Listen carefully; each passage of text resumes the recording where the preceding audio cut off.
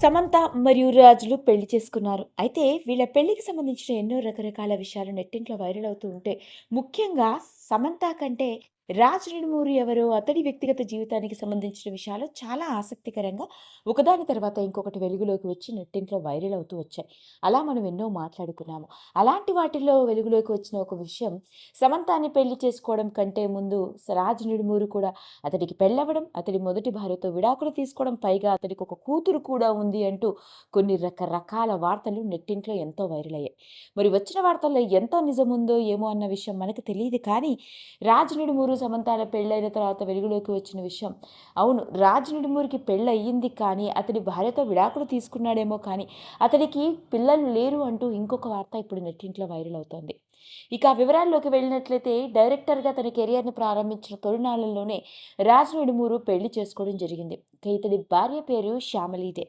అయితే పెళ్ళైన కొంతకాలం వరకు వీళ్ళు బాగానే ఉండడం, పైగా అతడి ఒకప్పటి మొదటి భార్య కూడా బాలీవుడ్ ఇండస్ట్రీలో అసోసియేట్ డైరెక్టర్‌గా, అసిస్టెంట్ డైరెక్టర్, ఎంతోమంది స్టార్ హీరోలు నటించిన సినిమాలకి పనిచేయడం, పైగా తన ఒకప్పటి భర్త అయిన రాజ్ నిడుమూరుతో కలిసి ఫ్యామిలీ మ్యాన్ సీరీస్‌కి కూడా పనిచేయడం జరిగిందట.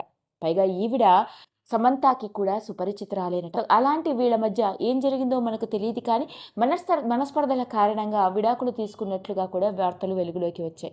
ఇదిలా ఉంటే, ఎప్పుడైతే సమంత రాజ్ నిడుమూరుల పెళ్ళయిందో, రాజ్ నిడుమూరు అతడి మొదటి భార్యతోనూ ఉన్న కొన్ని ఫొటోస్‌లో, ముఖ్యంగా ఒక అమ్మాయిని ఎత్తుకొని దిగి ఉన్న ఫోటోలను చూసి చాలామంది రాజ్ నిడుమూరుకి పెళ్ళవ్వడం, అతడి మొదటి భార్యతో అతడికి ఒక కూతురు కూడా ఉంది అంటూ రకరకాల వార్తలు వచ్చాయి.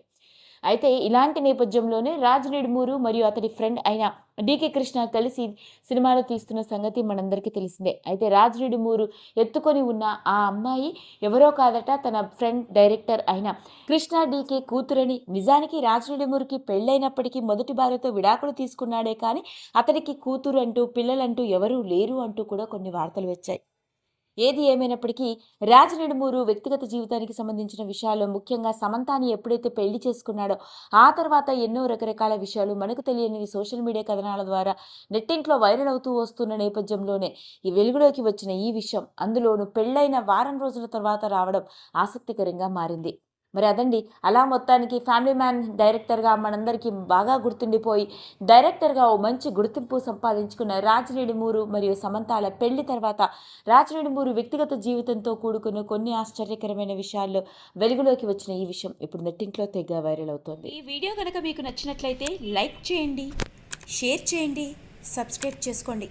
మరిన్ని వీడియోస్ కోసం పక్కనే ఉన్న బెల్ ఐకాన్ని నొక్కడం మాత్రం మర్చిపోకండి.